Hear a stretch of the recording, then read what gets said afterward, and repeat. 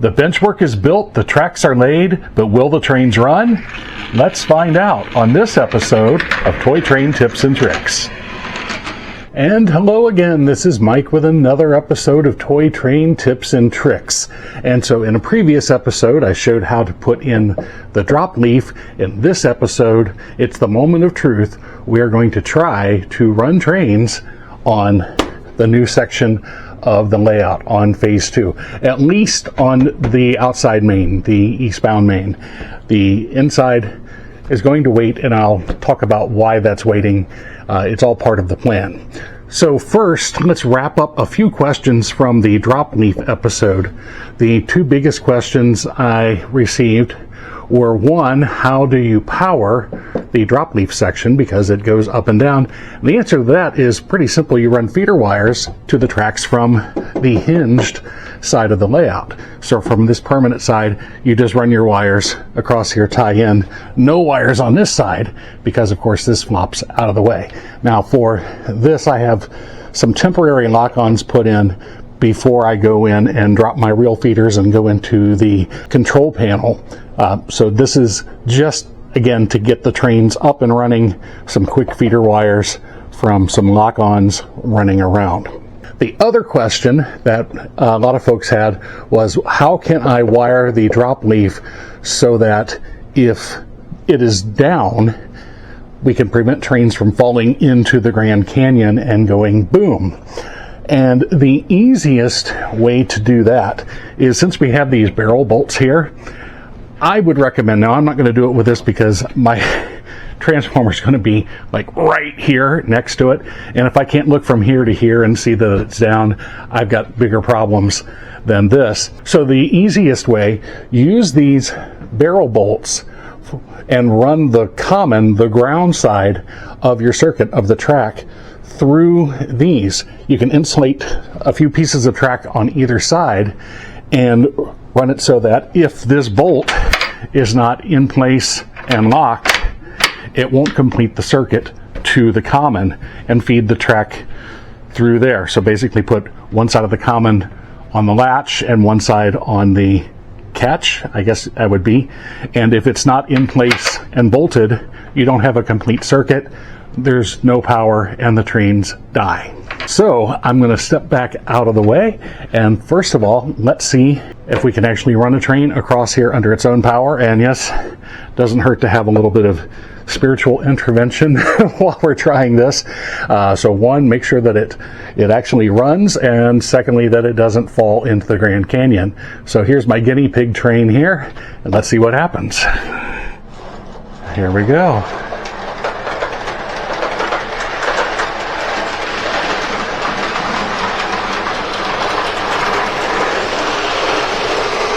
Up and around. Now we're back on phase 1. Let's see if it makes a complete loop.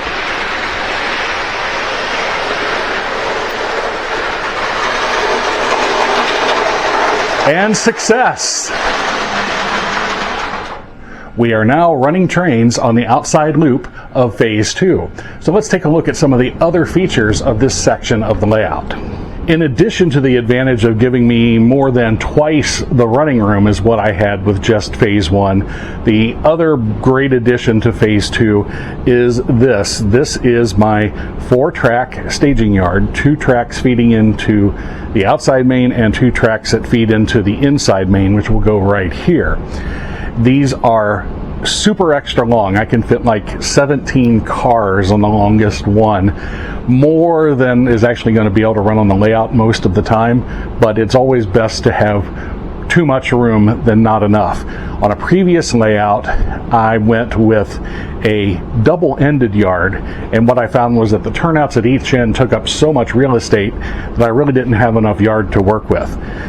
The big advantage of this for me, this is not going to be a switching yard. This is what we call a staging yard, or some call a fiddle yard, which is where I kind of, as a pun, get my name. I call this Stradivarius. It's just a fancy fiddle, Stradivarius, get it? Anyway, so I will have trains pre-staged on here so that when I want to swap out, you know, the coal train for the passenger train, for the auto rack train, for the grain train, I'm not constantly putting cars on the layout, taking them off the layout, putting them on boxes, taking them out of boxes. I'm just putting a train in one track, pulling another train out of the other track, and away I go. So that is the biggest advantage. Now, in order to pull this off, I did have to make some compromises. There's always compromises with real estate. Originally, I had 4 additional feet on that end of the layout that I had to pull back in order to make room for the furnace and the water heater. My HVAC guy said it's too close, we can't get in there and maintain it if anything goes wrong. Had to cut back 4 feet. So in order to make that happen, that made these tracks a lot steeper than I wanted them to be. However, since again I'm just staging trains here and the power is going to be up here, my engines aren't going to have to pull the train all the way up this grade. They're just going to have enough power to start it and get a couple of inches up the grade onto the turnouts, and then everything's flat from there. Then, because of how severely steep it is, I also had to move the turnouts back this way.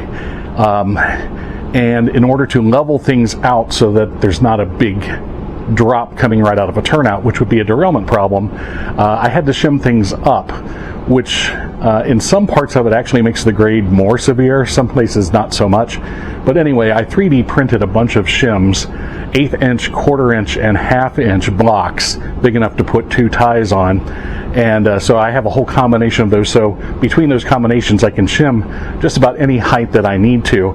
And so these are shimmed to reduce the severity of the changes from one piece of track to the other, and also to level things out going into the turnouts. The importance going from one piece to another is so that your couplers don't uncouple, and so that locomotives, the pilots, don't hit the track. Now again, that's not as big a problem because the locomotives are going to be at this end where things are more level than down here, but still, the smoother the transition, the fewer problems you're going to have. So while this steep upgrade does limit what I can do as far as engines and how many cars put behind them, it does have the advantage, since this is a single-ended yard, when my trains are done and I'm putting them into the staging yard, they're going to have to back in. Now we know with our truck-mounted couplers that backing is not the best thing to do with our 3-rail trains. In this case, the gravity is going to help. Once the rear of the train starts on this downgrade, it's going to start pulling the slack out from coupler to coupler to coupler. So instead of pushing hard against each and every coupler of the train, where the cars will have a tendency to ride up and over the rail and derail, as the locomotive is pushing back, gravity is pulling down at the same time. So the locomotive, in actuality with physics, is only pushing a couple of cars at a time, and the farther down the grade to get, the fewer cars it's actually pushing. So this is actually an advantage for going into the yard. It's a disadvantage for going out. With 2 motors, either 2 single motor powered locomotives for diesels, a good die-cast steamer, or a good double engine locomotive, any of those will be able to pull enough train out and up for the size of the layout. Smaller steamers aren't going to be able to pull that many cars anyway, so it's not really limiting them. They're still going to be limited to 5 or 6 cars regardless of how steep this grade is. The other reason that this grade is so severe is not only did I have to clear the track up here, but also the support structure. Since this is such a large span, I wanted to make sure that this was good and sturdy, so I still have my 1x3s under here. So my clearance became from here to here, not from here to here. So I have a greater distance that I have to go under in order for clearance. And actually these are all 4 low enough that a Menards triple auto rack will clear. And with that being the tallest car on my roster, I'm good clearance-wise from top to bottom. I also needed to make this very nice and sturdy because eventually, phase 3, there's going to be another level on top of this, and so I needed a good foundation. Okay, so we're going to pull this train out of the staging yard. These tracks are dead right now. I haven't run any jumpers back here, and also because my jumper is on this side and not this side, it's probably going to die in the switch. We'll see, but we're going to pull it out and get it out onto the main from here. Oh, almost.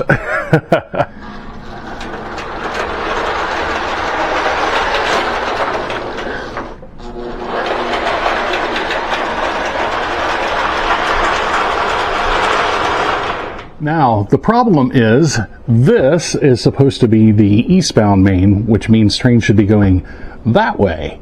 And this came out of the yard going that way. So, what do I have to do to turn it around? Well, we go back to phase 1 in that area, and we use the double crossovers as a reverse loop, and that is going to turn the train around and get it facing in the correct direction.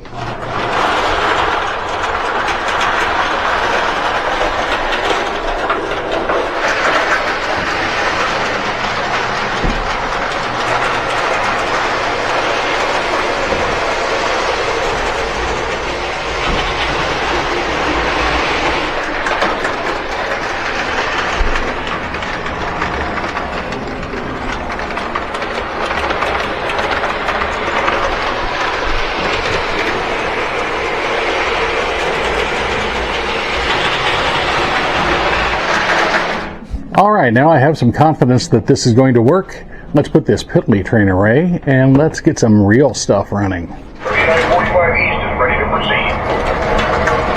3945 East is turning ready. Alignment track 1 is ready.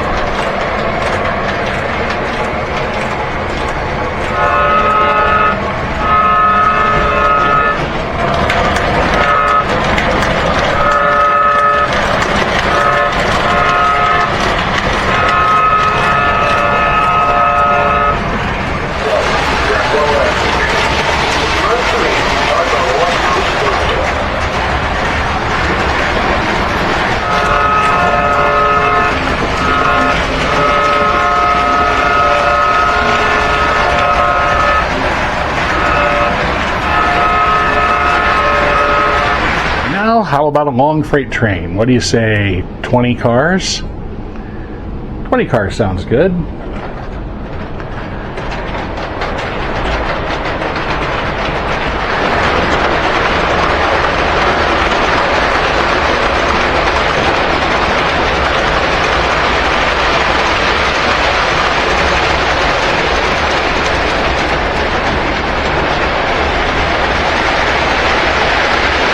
With plenty of room for more.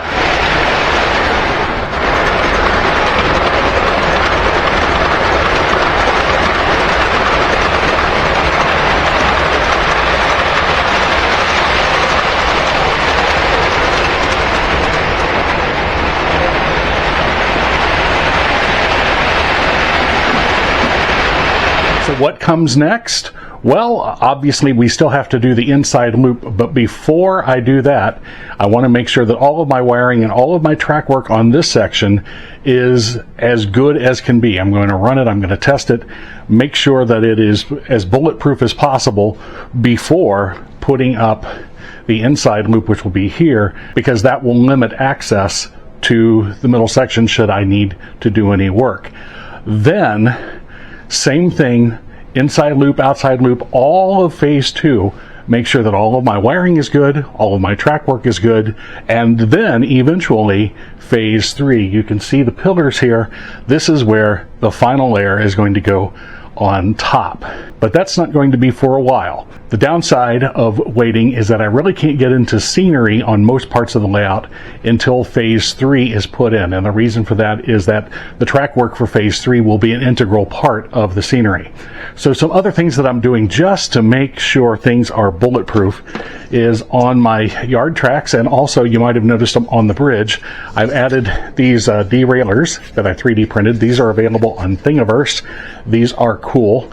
You do a pair for each derail, and there's regular version and there's also some that are Marx friendly, and actually that's what I'm using. The Lionel K-Line MTH Menards, they run through them just fine.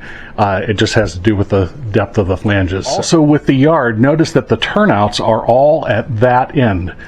That's so that they will be exposed and I won't have to deal with any turnout maintenance hidden underneath the mountain. While I have lots of turnouts and while I have lots of hidden trackage, there will be no turnouts that are hidden on this layout. And that experience says the piece of track that is hidden is always going to be the most problem. Murphy's Law. So I hope you enjoy this little peek into the layout construction and where we've finally gotten construction going on phase 2, running more trains. And of course, that's going to create more photo opportunities and not just limit myself to the stuff over on this side. I've got some new photo angles to work with once I get some wiring in, doing a little bit more painting. And yes, I can do some minor scenery before phase 3 as well.